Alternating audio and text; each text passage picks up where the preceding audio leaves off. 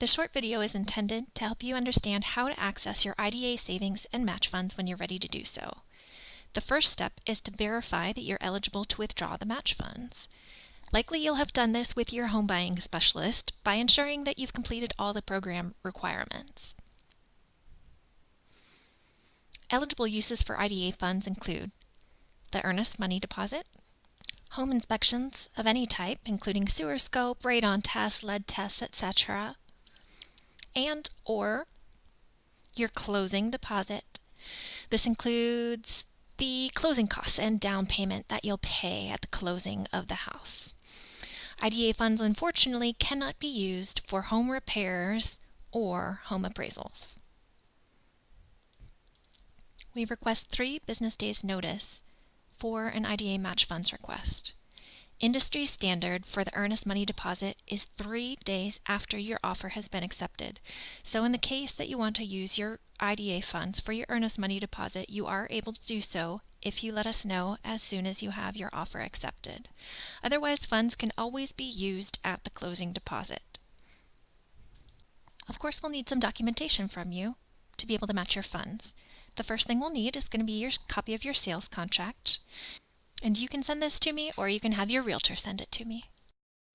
We're also going to need a request form from you. You can go online to use the electronic request form, or you can stop by the office and fill out a hand-signed request form. The request form is available at any time on the IDA eSaver portal. Once you have logged in, you can verify all IDA transactions on the Account Info page. The Matched Withdrawal Request form is available under the Withdrawals tab.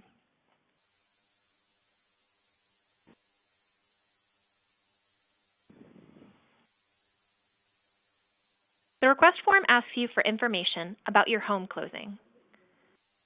At the bottom, it shows you the rate at which your savings were matched. Match funds are paid at the same rate in which they were earned.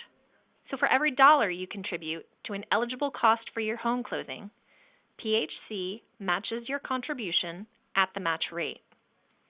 The form also shows you the current savings balance in your IDA and the match fund's current balance. If you enter the total amount owed to the vendor and press enter, the form will calculate what portion of the payment that you owe and what portion of the payment will be paid with match funds.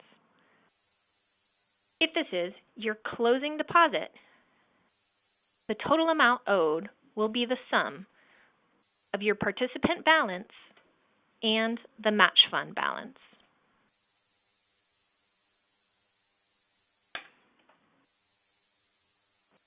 Be sure to press submit once you have completed the form. The third document that I'll ask you for a copy of is going to be your loan estimate. This is a document that your loan officer is going to prepare for you in the days following your accepted offer.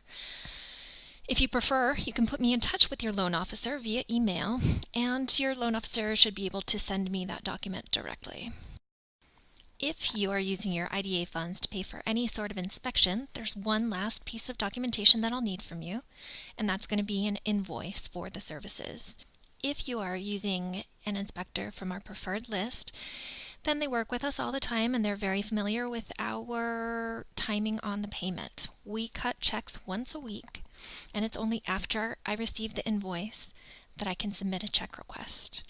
If you're using an inspector that's not on our list, that's completely fine, but you'll want to speak with that inspector about the timing of our payment to make sure that's acceptable to them. And also just so that they understand that payment will be delayed.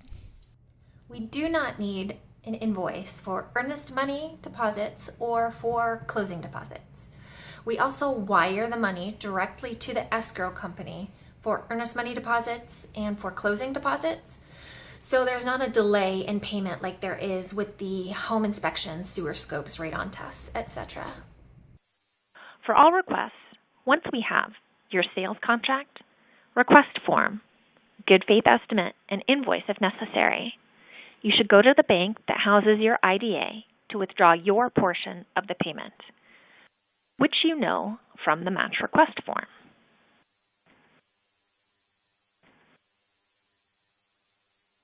You should withdraw a cashier's check from your IDA savings made out to the vendor to be paid.